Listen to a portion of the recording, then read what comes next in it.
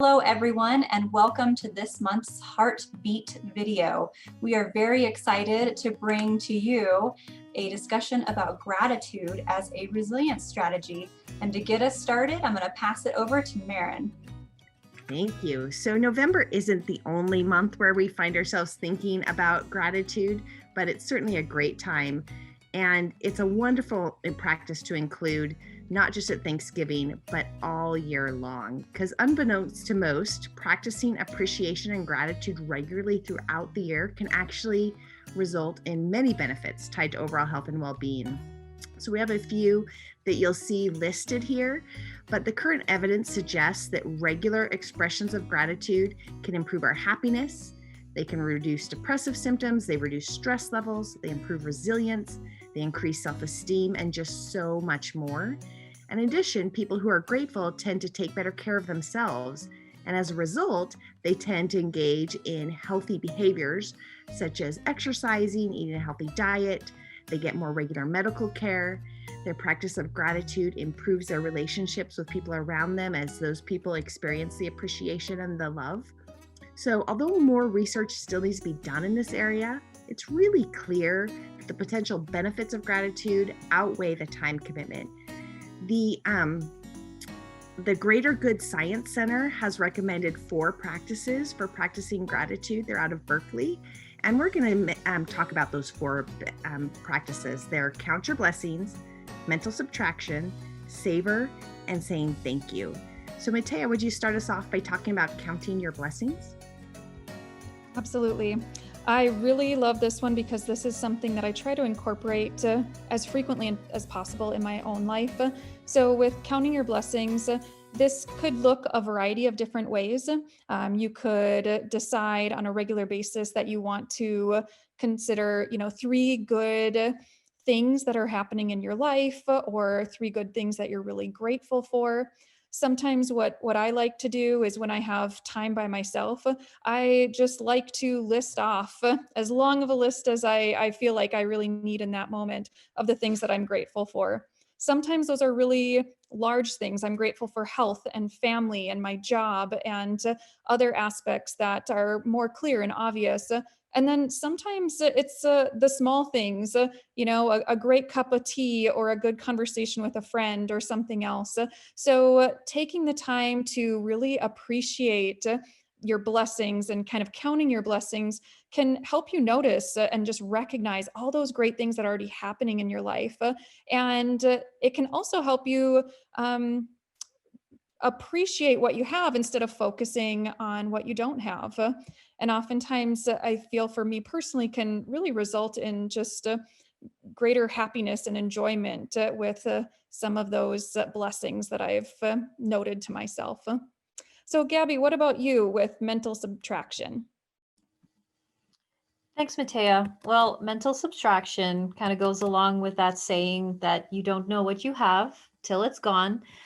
So this practice has to do with thinking about something that that maybe if you hadn't had it in your life, then what would the result of that be? If you've never had it, or if you had it, maybe if you've had something in limited ways, or you don't have it in your life, then kind of thinking about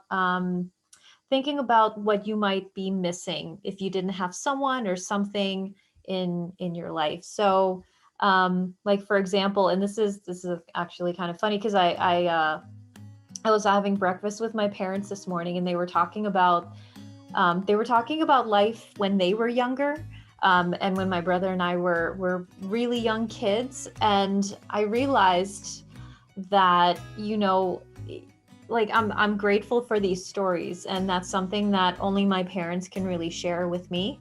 And just to be able to have those stories of how we grew up and the kinds of things that we had, and the experiences and all that stuff. So that's just, I thought that was a great example actually of what I'd be talking about with mental subtraction. So, but let's go on to Tim talking about savor. Thanks, Gabby. Thank you very much. I'm going to talk about something that's a little bit different. Talking about savoring, or the concept of being mindfully engaged and aware of your feelings during positive events. that can increase your happiness in the short and long run. So some of those things are the benefits you have from savoring include stronger relationships, improved mental and physical health, and finding more creative solutions to problems.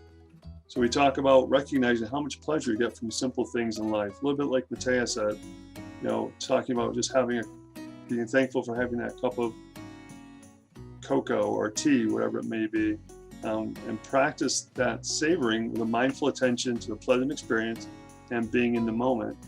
So again, we talk about some things when we talk about working with people that have some problems and are concerned about what's going on even now with COVID-19 and those types of things. But really looking at, how grateful you are for your relationships and just kind of savoring that. So savor actually has kind of a different connotation than many people may think as we're talking about that with gratitude. So I think having the opportunity to be mindful and thinking about what really makes you feel better is really helpful and helps change some of those negative emotions to a positive experience.